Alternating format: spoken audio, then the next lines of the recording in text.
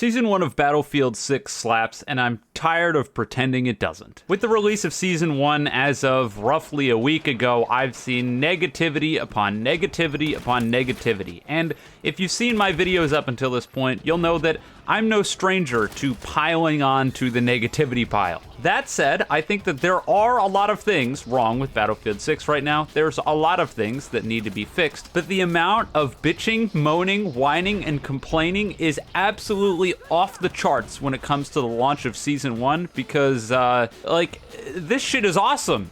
And I don't know what else to say other than that. Well, I do know what to say, and that's the point of this video. Naturally, by the existence of the internet, if you do something positive, it's never going to be as successful as talking about things that are negative. Regardless, I wanted to talk about Season 1, the launch of it, what it did right, what it did wrong, and generally just give my thoughts. So that was the point of today's video. I'm gonna start with the good things and the things that I like about Season 1, and then I'll talk about the bad things. And the first thing, and probably the thing that I'm going to get the most hate for, is Season 1's Battle Pass and the system that it works under. I have seen so many people that have absolutely no fucking clue how the Battle Pass works. They just don't have any ideas. And so they're trying to just go into any random game mode and level up the entire Battle Pass through XP alone, which, if you do that, you will never complete the Battle Pass. It just will not happen. So first things first, I want to start with a PSA on how the Battle Pass works, how you should be interacting with it, and why you really shouldn't listen to these people that are saying it's going to take you 3,000 hours to complete the Battle Pass, because spoiler alert, it's not. The first thing you're going to want to do is open up the main menu and go to the Challenges tab. In here, you want to scroll down to the Weekly Challenges, and you can see all of the challenges that are available for the current week. The reward for all of these challenges that you'll complete are Battle Pass tokens. These tokens obviously will fill up tiers on the Battle Pass, with you needing 10 tokens per tier. As of right now, and something that I highly doubt is subject to change, Season 1 is slated to last 12 weeks, with there being weekly challenges for every single week, and a bonus challenge where if you do enough of those weekly challenges that week, you can do the bonus challenge that will expire at the end of the week. Generally speaking, it's not even remotely difficult to do a couple of these challenges so you can clear the bonus challenge and get the extra 10 tokens. The thing is that in total, you'll get 60 Battle Pass tokens for a single week, and with 12 weeks, that means that you're clearing 72 tiers worth of the Battle Pass if you just do the weekly challenges and get 0 XP at all. Which obviously is not going to happen, because if you're playing the game while you're doing the challenges every single week, then yeah, you're gonna get XP, which is going to get you Battle Pass tokens. As it stands right now, it is more than reasonable to complete the Battle Pass as long as you're keeping up to date with your weekly challenges. And speaking of those weekly challenges, I think that there's not been nearly enough love given to the reroll system that we got almost immediately after Season 1's launch that alleviated a ton of people's concerns about the way it works. Because listen, I get it. Sometimes you get a Battle Pass challenge, you look at it, and it's for Battle Royale, and you're like, I don't want to play Battle Royale this week. Is it hard to go in and complete 10 missions in Battle Royale? No. Is that going to take you more than 30 minutes, maybe, maximum? Absolutely not, if you're actually, doing the missions. But regardless, if you don't want to play Battle Royale, they implemented a system where you can re-roll the challenge to something that isn't Battle Royale, which is fantastic, and I think that's something that should be commended. It's not a perfect system, as the bonus weekly challenge can't be re-rolled, and for this week specifically, it was to complete 15 missions in Battle Royale, meaning that if you wanted to complete that challenge, you had to play the Battle Royale. That alone is worthy of criticism. That said, half the point of having these Battle Pass challenges is to get people out of their comfort zones and to get them to play things that they otherwise might not. That's why they do these things. And the real kicker here, and the thing that always makes me laugh the most about a lot of this Battle Pass controversy and a lot of things that people are upset about, and that's that you don't have to buy or complete the Battle Pass. Sorry if this sounds brash, but I can't fucking believe that this isn't a thing that people are saying more often. 95% of the Battle Pass is cosmetics and skins. And I have to wonder to myself if anybody out there who's making a lot of these complaints actually looks at what they're buying before they buy it. You are aware that you can research the product that you're purchasing before you purchase it. And in the case of this Battle Pass, there was literally no reason for you to purchase this before people told you how it worked. You can do all of the weekly challenges without having to own the Battle Pass, and there are several free tiers on the Battle Pass. So if you wanted to determine whether it was worth buying or not before you bought it, that's probably what you should have done. And I already see the comments now. There are going to be people like, Herder, I paid for the Phantom Edition not knowing what the Battle Pass was going to be. Okay, you bought something without knowing what it was going to be, and now you're upset about it. Then why did you do that? I can't wrap my brain around it. I don't think I'll ever be able to wrap my brain around it. For God's sakes, I wish I could dig it up. I saw a post from somebody who said that Battlefield 6 Season 1 was a rug pull because they introduced a Battle Pass, and in the same post they mentioned that they pre-ordered the Phantom Edition. You know, that thing that tells you in the marketing that it comes with a token to unlock the first fucking Battle Pass! You can't make this shit up! You can't! Anyways, okay, let's circle back. I just don't want to complain about idiots the entire time. Let's talk about how the Battle Pass is laid out, because this is another thing that I think they've done very well, and I don't think that enough people are talking about it. The Battle Pass this time around, unlike Battlefield 2042, is not linear. That means that you can pick between 4 different unlock paths that all have different stuff locked behind them. The reason this is noteworthy is that the actual content, you know, the weapons, the things that most people care about the most, are generally not going to be locked behind tier 40 or 50 of the Battle Pass like they were in the previous game. One of my biggest criticisms of the Battlefield 2042 Battle Pass, and one of my biggest frustration points, was the fact that oftentimes they would lock all of the actual new content that people wanted to get behind 40 or 50 tiers. And with the XP system working the way it did, and the general reliance on weekly challenges in order to progress the Battle Pass, it would mean that a lot of players wouldn't have access to that seasonal content until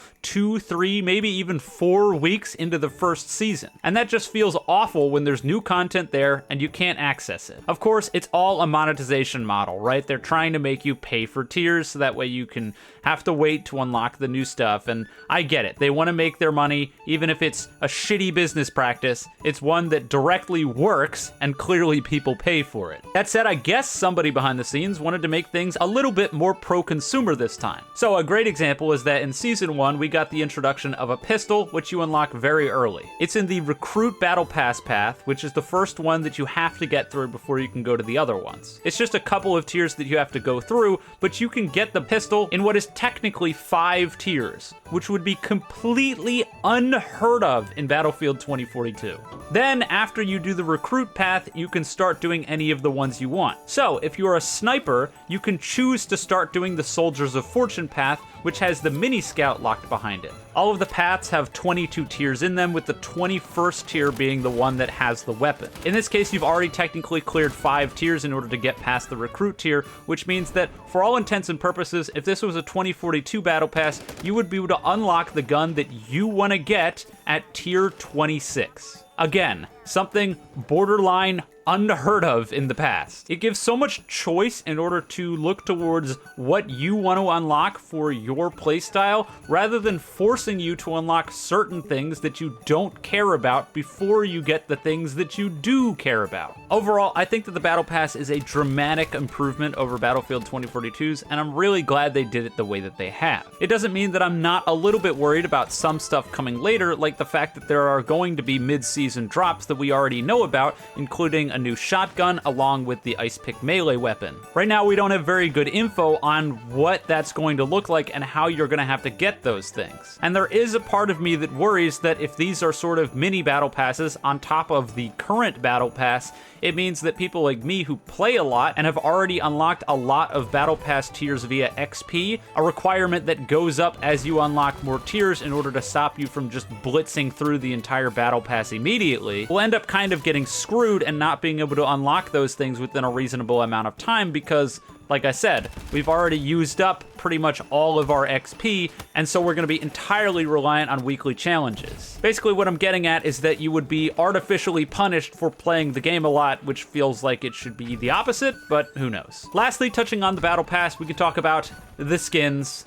There's so many complaints. I can't possibly cover all of them. I think some of them have merit. I think the vast majority of them don't. In terms of the one thing that I think does have a little bit of merit, we can talk about the Clone Wars being back. I'm not entirely sure what caused DICE to determine that we should make it so that way you can wear basically the exact same outfit with all of the same identifying features across every single class. You'd think that these specific skins would be class locked, but they just sort of aren't, and I'm not entirely sure why. It's something that the can of worms has already been opened on, and I highly doubt that they're just going to take these away from people because that's a lawsuit waiting to happen. But there is one thing that I think is important to note about this, and one thing that there isn't nearly enough people talking about, and that's that there are still good identifiers on every single class in the game in order to ID what they are. Whether it be a sledgehammer for assault or a pack of rockets for engineer, generally speaking, if you're paying attention, regardless of the skin someone's wearing,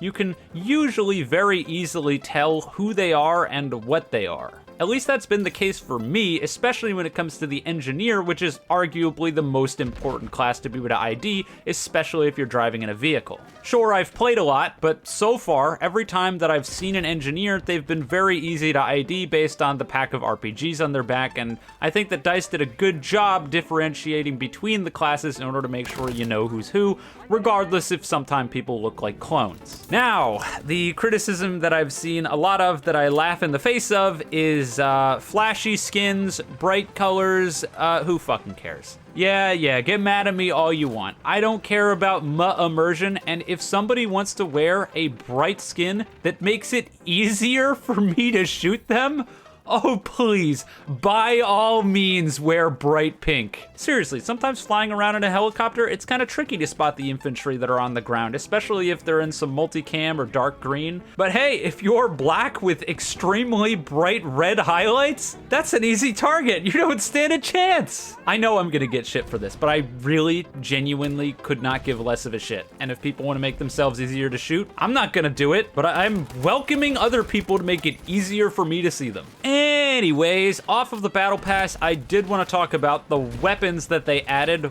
with the Battle Pass, because this is a bit of a mixed bag, but overall I'm glad with what we've gotten so far. The pistol is probably the sorest point for me because I fucking hate whenever they add pistols into these Battle Passes. And notoriously, all of my friends can tell you, I have gone on rage rants about the amount of pistols that they added to 2042 that nobody uses over and over again. And I hope that doesn't happen again. Unfortunately, I already know that it's happening again. Listen, I get it. They launched the game with like barely any pistols in it, and that's on them for doing that. But pistols are hands down the least used weapon by anybody in the entire game. Borderline 0 players are running around with just pistols, and most players are only going to pull out a pistol maybe once per match. So having a weapon slot in a DLC being taken up by a pistol that 99% of people will never use is so frustrating, especially in the case of just adding another borderline clone pistol that doesn't do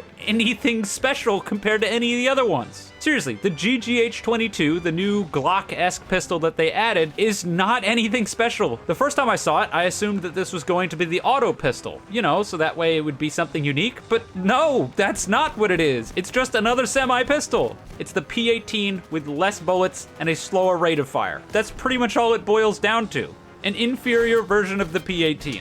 Great, fantastic. That's exactly what we needed. Thank you, guys. Regardless, outside of the stupid pistol rant, the rest of the stuff I think is pretty well done. While I think that the new SCAR carbine is pretty much invalidated by the existence of the SG553, it's still a pretty fun gun to use in its own right, seeing as it's a 3-shot kill, and generally speaking, them not launching blatantly overpowered stuff in the Battle Pass makes me pretty happy. And the Mini Scout fills the exact role that I was hoping it would. It's the scout sniper that shoots quickly but doesn't have a sweet spot range. I tend to miss a lot of shots, so the Mini Scout's been really fun for me. And all be all, even with the one stinker of a pistol, I'm glad about the weapon selection that we've gotten so far, and I'm looking forward to the future of stuff we get and hope that a lot of that stuff ends up being more unique. Speaking of weapons, not quite on the same vein, but let's talk about the new vehicle. I've seen all but 0 people talk about the new armored transport that they added. And I'm sure a lot of that stems from a glaring issue with the new vehicle, and that glaring issue is the fact that it's only available on one map. Before we get to the negatives though, I want to talk about all of the things I like, mostly stemming from the fact that the armored transport vehicle is an absolute powerhouse. This has got to be the most slept on thing in the entire game right now, as people are not even remotely utilizing this properly. The LMG, especially on top, shreds people from ridiculous ranges and can completely shut down an infantry push by itself. Outside of just weaponry though, it's an armored vehicle with bulletproof windows that takes roughly 3 rockets to take down, and most importantly, it's a constant spawn point for anyone on your team to spawn on. The super neat part is that just like the MAV from Battlefield 2042, if all of the squad mates jump out of the vehicle, it continues to act as a spawn point for your team even if nobody's in it. Which means that even if you just drive this onto a point and immediately bail out, it doesn't hurt your entire team if you do that by potentially gifting it to the enemy team. Even cooler is the fact that it has a bunch of buffs tied to it when you get out of it for your surrounding teammates. Whether it be allowing teammates to heal faster, shutting down enemy grenades, spotting nearby enemies, or by far the most interesting one, increasing the rate of capture when it's on a flag. Seriously, this is such a cool idea and I am absolutely in love with it. Overall, I kind of wish that the customization options were a little bit more fleshed out on it, but this would be a great addition to the game if, like I said earlier, it existed anywhere but Blackwell Fields. I'm going to be talking about the new map later, which probably spoils how I feel about it for the most part. That said, the fact that we've got direct confirmation now that any vehicles that are going to be added in the future will only be on a singular map is really terrifying, because it's setting a precedent that any vehicles that are added later will not be retroactively added to any of the previous maps. It would have been cool and probably made sense to see a couple of these things put onto maps like Operation Firestorm or Mirak Valley, but we're just not going to see that. And some people may say, well, people are going to make that in Portal, and if you're saying that, oh god, do you want to know about the state of Portal? Because I can make a whole video talking about the state of Portal right now. That is a disaster and a half. And no, I'm not just talking about the bot stuff. Portal is a mess right now. Anyways, point is, it's pretty soul-crushing that this vehicle, along with any future vehicles they add, such as the Little Bird, are not going to be on any of the other maps. And so when these things come out, while sure, in the future maps they can be added to those, all of the past maps are not going to have it, which means as we get later and later into the lifespan of the game, we're going to have less and less stuff that's able to access whatever the newest stuff is that gets added. It's just a backwards way of dealing with the DLC, especially with the live service model. I hope in the future they sort of change up their stance on this, but who knows. So far though, although we've been talking about Season 1, there's one critical thing that I haven't mentioned. Battle Royale. I don't think I've ever flipped my opinion on something so hard as much as I have on Battlefield 6's Battle Royale. Listen, for the longest time, I was one of the many people sitting here going, Battlefield doesn't need a Battle Royale. Battlefield doesn't need a Battle Royale. I just want to play Conquest. I do not care about a Battle Royale. I'm not going to play it. I'll never interact with it. And I was wrong. Yep, they got me. Battlefield 6's Battle Royale absolutely fucking slaps, and it is the most fun Battle Royale I've played to date. Bar none. There's so many things that make this Battle Royale blow so many of the other ones out of the water that I'm just gonna do my best to jump through as many of these hoops as I can. First off, maybe a controversial one, the lack of skill-based matchmaking. I'm fairly certain that Battlefield 6's Battle Royale is the only high-profile BR on the market right now that doesn't artificially try to fix your matches before they've even started. I've always held the opinion that Battle Royales themselves already are skill-based matchmaking. The longer that a match goes on, realistically, the harder the opponents should get. It's survival of the fittest. The longer that people survive, the higher skilled or higher strategies they're employing. And sure, that doesn't mean that you can't cheese your way to the end, and I think a lot of that stuff is necessary in games like this in order to try to offset the skill gap. But regardless, Battle Royale in essence already has skill-based matchmaking built into the game itself. And so when you put that on top of what's already there, you get a complete sweaty, unplayable mess where no matter how good or bad you are, the results of the match are almost predetermined before the thing even begins by a shapeless, nameless algorithm that decides your fate. That is so fucking annoying, and I can't stand it. And so because of that, I've sworn off BRs for a long time. Yet jumping back in, it's win after win after win after win. I've never felt so validated in my feelings of actually being good at video games ever. I feel like I've just been being gaslit for the last several years, being kicked into the dirt like, no dude, you actually suck at these games. All this time that you've spent trying to get better, it means nothing. You still lose. Eat shit, dumbass. But no. Finally, if you have a good group of people and you're communicating and you're employing effective strategies, you can and will win based off of your own merits and not a bullshit algorithm determining whether you win or lose. Outside of that though, the BR itself is really well crafted and a lot of fun. My initial expectations for this was that it was going to launch in a incredibly shitty, incredibly broken state that just wasn't fun. My foundation of this, granted, was built off of stuff that I'm pretty sure I'm still not allowed to talk about, NDA and all that. That probably already tells you more than I'm supposed to tell you, but regardless, my expectations were very low. And so far, the launch of the Battle Royale, aside from some specific things that I'm going to be talking about, was very well executed. It works the vast majority of the time, there hasn't been too many major glitches that ruin the experience, and overall, it's a ton of fun. So far, I think there are two major points that make the BR as fun as it is, and the first and probably most important is the way that the circle works. The ring of fire that kills you instantly if you're outside of it is the best thing that has happened to Battle Royales in like literally ever. Not only does the insta-kill circle lead to extremely stressful and tight moments where it's right on your ass and you have to move, but it also alleviates a lot of some of the other bullshit that it can feel like in a lot of the other BRs. And I think the main one is the fact that because the circle is always going to kill you, it means that the circle can never outrun you. So many times in games like PUBG, you'll open up your map and you'll see that you're miles from the circle. You'll be like, well, fuck, we're just gonna sit here and waste resources running to the circle while getting hurt the entire time, and then we're gonna get killed right as we get out of it by a bunch of people that are just waiting there for us to limp out and kill us. Here, though, that doesn't happen, because like I said, you're always going to be to outrun the fire because of how dangerous it is. Not only that, but it also adds to consistency, because if you have your back to the fire, it means that you're not going to get shot in the back. And nothing feels worse in BRs than spending 20 minutes in a game only to have someone just fly out of the storm from 30 minutes ago and shoot you in the back. It's gone and good riddance. But outside of the firewall, the other thing that I think they've nailed in the Battle Royale so far are vehicles. This is the Battlefield Battle Royale, and because it's the Battlefield Battle Royale, there is a heavy emphasis placed on vehicle gameplay, and I did not see that coming. I didn't. Vehicles, for the most part, actually feel surprisingly well balanced most of the time. Hey, I see them on the ridge. Light them up. Oh. What's up, boys? What's up, boys? What's up, boys? Ridiculously unfair. Woo! We're the best at this game! Who designed this?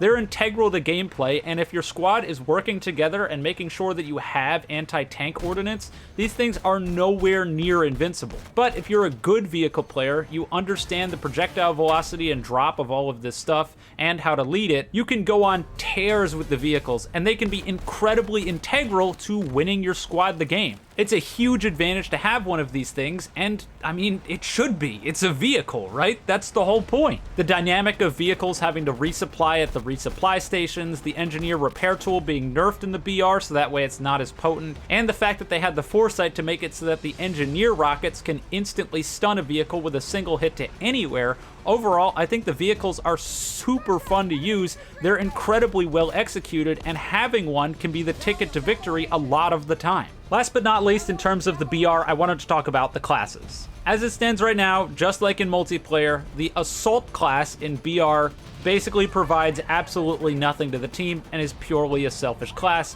which is just so frustrating, especially in Battle Royale. Here, teamwork is paramount, and so having someone pick Assault on your team is just a facepalm moment almost every single time. Oh great, they can re-armor faster for themselves. That's awesome. Thanks. Like, come on guys, the support class has unlimited ammo and the ability to revive teammates a lot faster and has a smoke grenade launcher at all times. The engineer class, I don't even need to address. Anti-tank and keeping vehicles alive, invaluable. And the Recon class has a buffed motion sensor with much more range than multiplayer, along with a drone that can drop bombs and has the ability to self-destruct. And then there's Assault. Needless to say, I think Assault needs a rework. I think that it would really do with either a complete global buff to all of your teammates' replating speeds if one Assault gets that, so that way it's beneficial to everybody if you have an Assault on the team. Or alternatively, because armor can be so important in Battle Royales, maybe Assault has some way of resupplying a teammate's armor plates. Once again, there needs to be a better reason for people to run Assault other than it just sort of existing.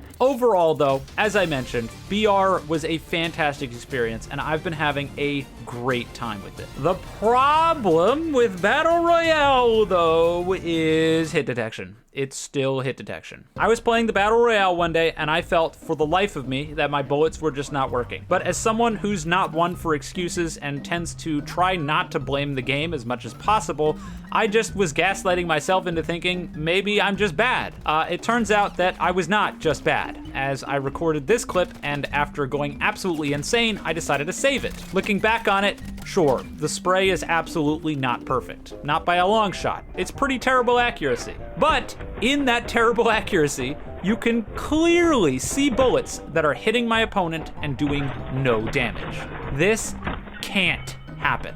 I mean, that cannot happen. There is zero reason ever under any circumstances that you should be hitting somebody and doing no damage. And in a game that's as competitive as Battle Royale, this is unacceptable and they absolutely have to get this under control. Because I have lost games because of stuff like this. This shouldn't happen, plain and simple. Outside of the BR, there was one other thing that the RedSec new free-to-play update added, and that was Gauntlet. Another thing that I was hugely surprised by. Initially, I thought that Gauntlet was just going to be a big old pile of shit, and I would never play it. And boy, was I wrong. Gauntlet is surprisingly a whole lot of fun, and I had a great time playing it. It's really funny because I think Gauntlet absolutely blows Strikepoint, the new multiplayer game mode, which I'll be talking about later, out of the water. I've always been a guy that likes squad deathmatch, but one of my criticisms has always been the fact that squad deathmatch is just that, a deathmatch. And Battlefield at its core is an objective-based game, so it felt odd to have the one squad v squad v squad v squad game mode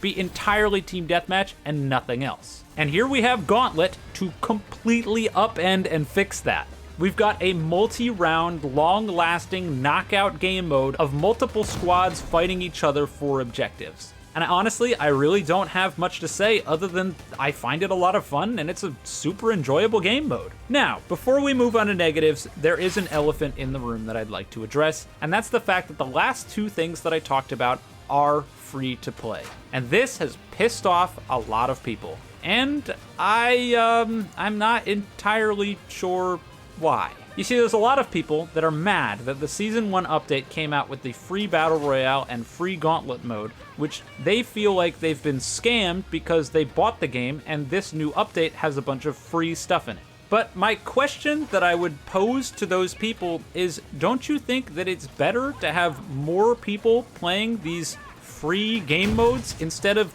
leaving them to die? Like, oh, I don't know, Battlefield 5's Battle Royale, which has been a ghost town for several years, and basically died on arrival because you needed to pay to play it. The reality of the day is that pay-to-play battle royales in today's market just don't sell, and the fact that the battle royale is attached to the Battlefield 6 game, I think, is actually a pretty good thing. It could be a bad thing, and that's something that I'll be talking about later, but overall, I think people that are getting upset that more people get to experience this is baffling. And the fact that you feel scammed as a customer that they've added a free-to-play update to a completely different portion of the game that you didn't pay for, I got nothing to say about that. I have absolutely nothing to say. I think I've made it pretty well known at this point that I'm far from an EA shill, but you can call me that all you want. I really don't care. Now, I've done a lot of gushing and a lot of praise. That's not to say that Season 1 was perfect, so let's get to it.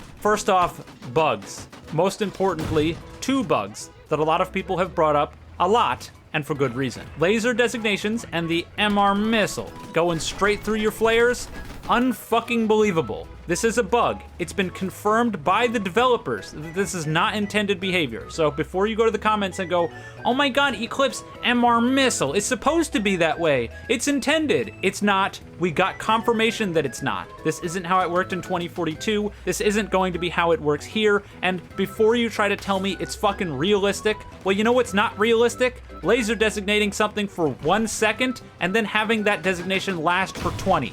That is not realistic. So seriously, shut the fuck up. This developer said it the best he possibly could, and I can't sum it up better than he did. So read the response from this guy. This is a fucking video game. It's not real life, for God's sakes. Anyways, we've got that bullshit making it borderline impossible to fly anything if one dipshit decides MR missile and now you can't play. And we've also got that stupid drone nonsense that's putting people up on the roofs, completely ruining games of Breakthrough, completely ruining games of Conquest, completely ruining games of Rush. It's just, like, it makes those game modes unplayable if people start doing it, which is so AIDS. How has this stuff not gotten fixed yet? How is this not, like, #1 priority? It's just like with the vehicles not spawning for an entire week after launch, where I'm looking at it and I'm like, they know it's there, they've already fixed it, surely you can push some sort of emergency fix. But no, apparently not.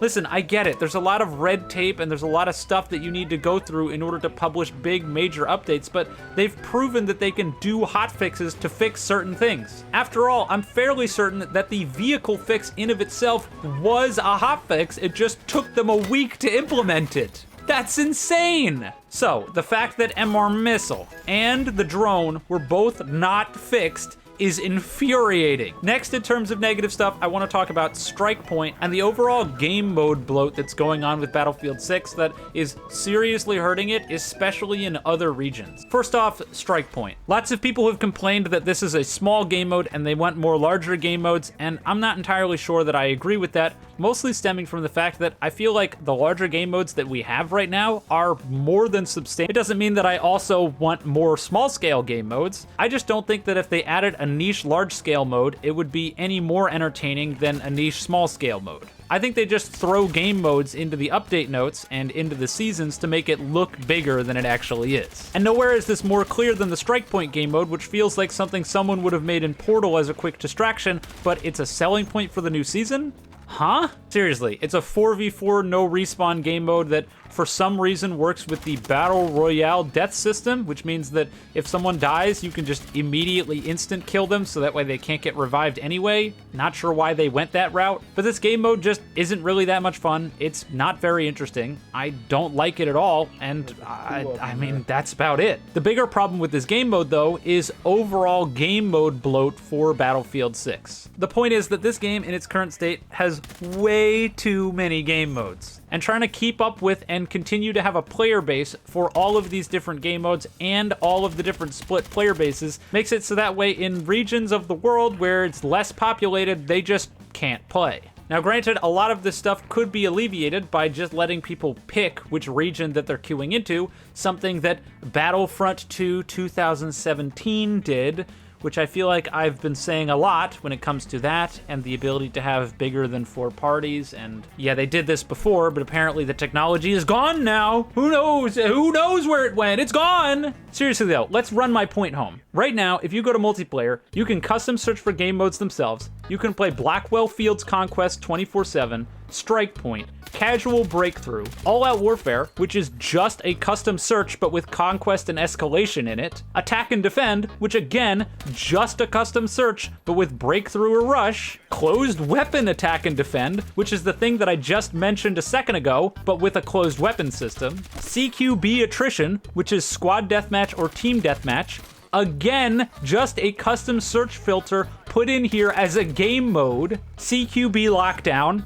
Do I even need to tell you? It's the same shit. Then at the very end of the list, you have Conquest and Breakthrough as their own playlists. Why are there so many playlists when the very first button on the menu gives you all of the game modes and all of the maps? They could unironically go through and remove every single one of these menus and just keep the first button, Custom Search, which lets you pick which game modes you want to play and which maps you want to play them on, and call it a day there. And then we wouldn't need 30 different buttons. But no! Apparently that's too complicated for the Hulu developer that made all the shitty UI for this game. Because come on, let's be realistic. Every single game mode button on here is just something that you could do in custom search. Well, every single game mode except for Closed Weapons Attack and Defend. Which then begs the question, as someone who doesn't give a flying fuck about closed weapons and will never pick it, why in God's name is closed weapons not just a option filter on the custom search? Because then you could just remove all of this, you know, and then you also wouldn't actively fuck over people who want to play that game mode on any of these other games. But then that just introduces its own problem. Because I can guarantee you the reason that they don't have closed weapons as a custom search filter is because that would further fracture the player base. And so trying to please absolutely everyone, which is never going to work, has caused the game to have 800 game modes all across a whole bunch of different playlists, while trying to relegate one specific playlist to the closed weapons, which they put at the end of the playlist factors because they're trying not to fracture the player base, and it's just a total mess. But the scary part is that all of this stuff is only going to get worse. If this season is anything to go by, with new seasons that they're going to be releasing, they're going to be wanting to add more game modes. If there are 5 seasons, 6 seasons from now, and we have 6 more game modes, I don't even want to think about it. I don't even, is the menu just going to go off my monitor at some point? And I don't even know why I'm complaining about a lot of this stuff, because it's too late. They've already opened Pandora's box with this. It's too late. They're not going to suddenly go through and remove a whole bunch of these game modes in order to try to consolidate player bases, so that way the player bases for certain game modes don't just outright die in places that aren't as popular. I'm lucky that I live in the US in the fact that I can find a game in basically any of the game modes because the game is really popular here. But if I lived in Asia or New Zealand or even South America, it would be a struggle to find a game in a lot of these game modes, and that sucks. Someone needs to be speaking up for a lot of these people, and I hope that someone can be me, because there was nobody to speak up for these people in Battlefield 2042, and in a lot of regions, people just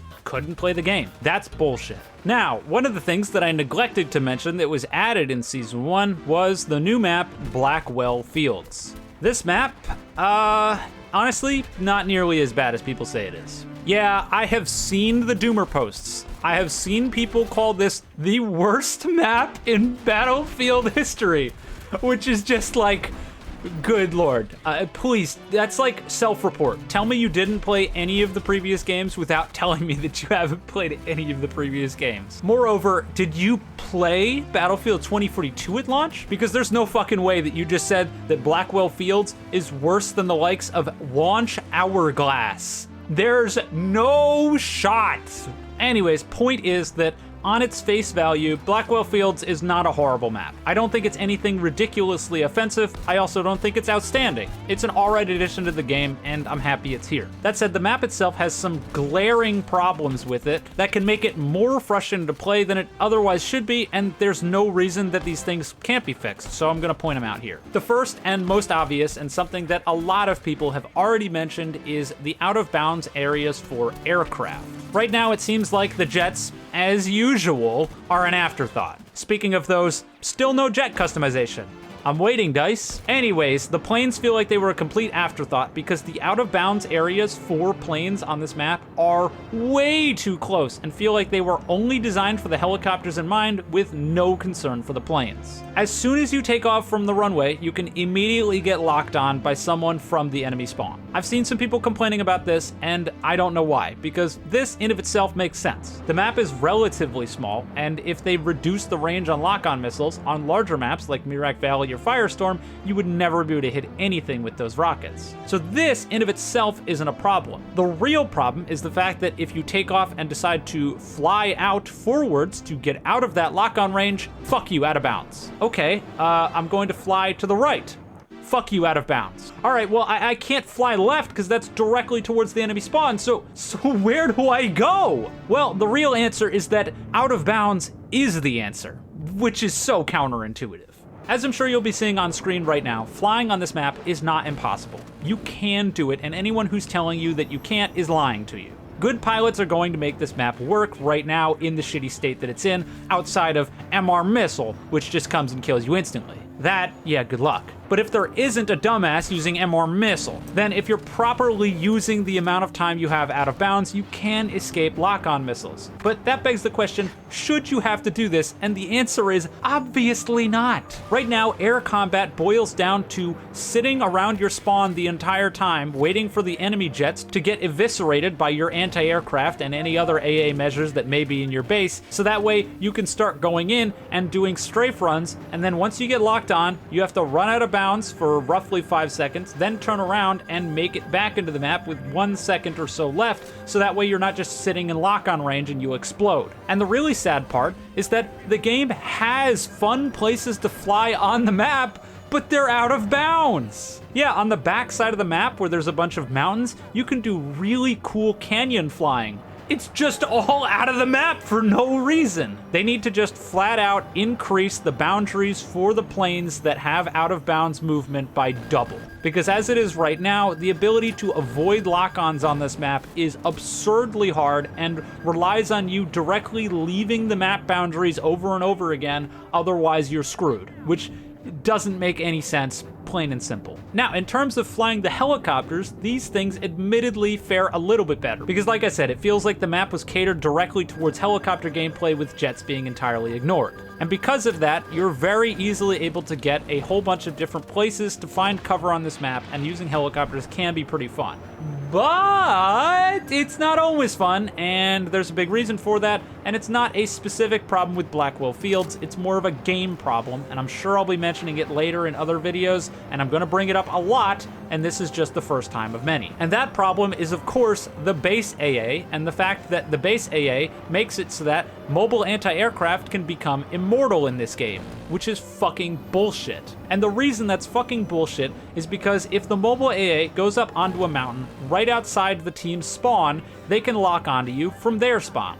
I already talked about why this in of itself is not a problem. The real problem though is that if you go over there to kill the mobile AA so that way it stops locking onto you and making it so you can't play, you're not allowed to do that. DICE, in their infinite wisdom, with absolutely zero forethought, decided to make it so that way the base AA will automatically shoot down any rockets or bombs that you drop into the spawn. Obviously, this was done in order to try to prevent spawn camping, a thing that they already could have avoided if they just didn't spawn aircraft and vehicles on the ground by default and put them on the spawn menu, a lesson that they already should have learned from Battlefield 2042, but dumbass crybabies complained, so now they have to jump through all of these hoops in order to try to prevent spawn camping when we already solved that fucking problem. Anyways, point is, because the base AA can shoot down all of your rockets and bombs, an AA sitting right outside the spawn can lock onto you from the spawn to your spawn with you not being able to do anything to counteract it. That is AIDS. And it gets even worse with the IFV, because even after they inevitably patch MR Missile, so that way it isn't just an instant kill, if an IFV just wants to sit in spawn with tow missiles and take pot shots at you, tow missiles are super easy to use in this game. Eventually they're gonna get you, and even if you know they're there and know they're doing it, there's nothing you can do about it. But the most hilarious point of all is that the base AA in of itself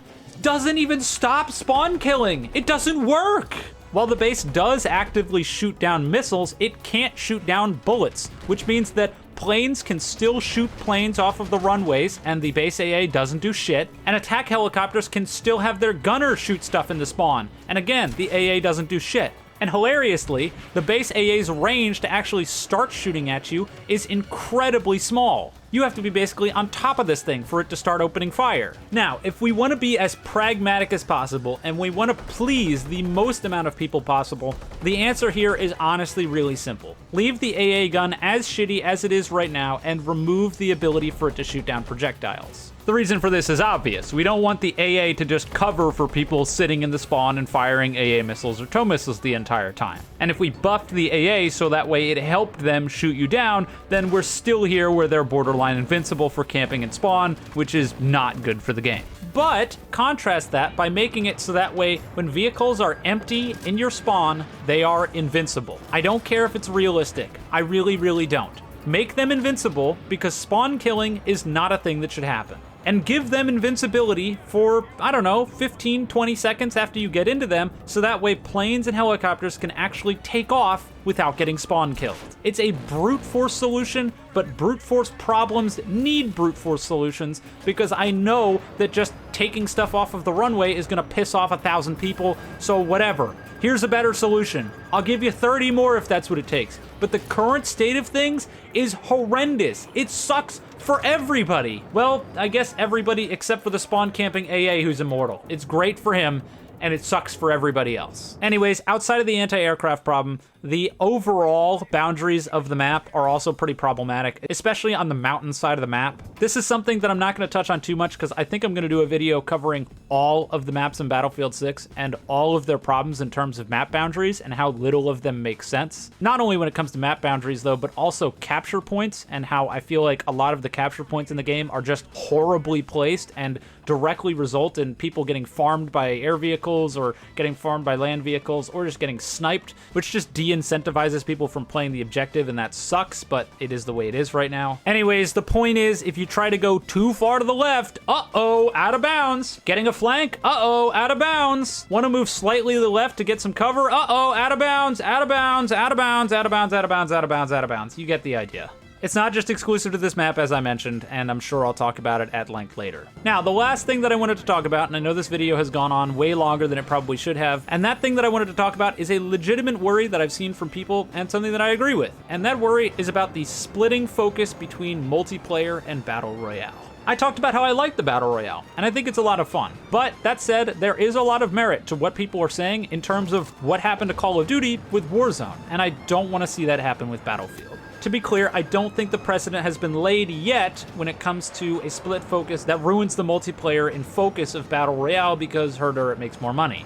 But one thing that I will say is, as I already mentioned, I expected the Battle Royale to be in a shittier spot, and it wasn't, which heavily leads me to believe that there was a lot of focus over the last month or two in terms of trying to get Battle Royale up to snuff, and that also leads me to believe that there's a very non-zero chance that multiplayer has already been negatively affected by BR, and I am begging the developers behind the scenes to not have this continue to be the case. Show us that we're wrong. Show love to multiplayer. Fix these critical issues. Help out the map boundaries. Fix a lot of the cap zones. I know there haven't been a lot of people putting together in-depth stuff about that stuff, and I'm hoping that I can do some of that stuff soon, but seriously, I'm worried, and I think we have a right to be worried. I mean, come on, if a whistleblower came out and said that the reason that there are no jet loadouts is because focus was put on Battle Royale, would you believe them? Because I would. And at the end of the day, I'm a Battlefield player, not a Battle Royale player. And if Battle Royale would have had to have waited an extra 2 months so that way the game could have launched with a complete multiplayer, including complete vehicle systems, it's a no-brainer what I'm picking.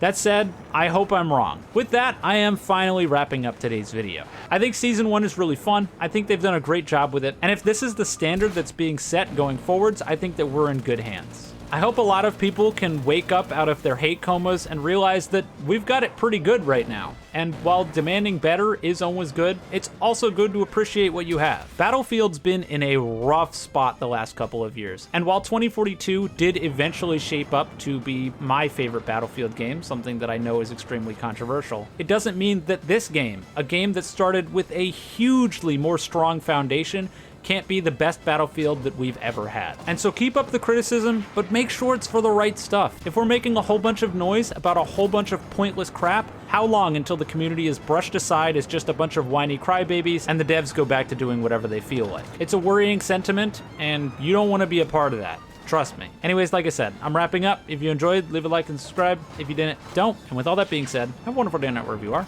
and see you guys next time.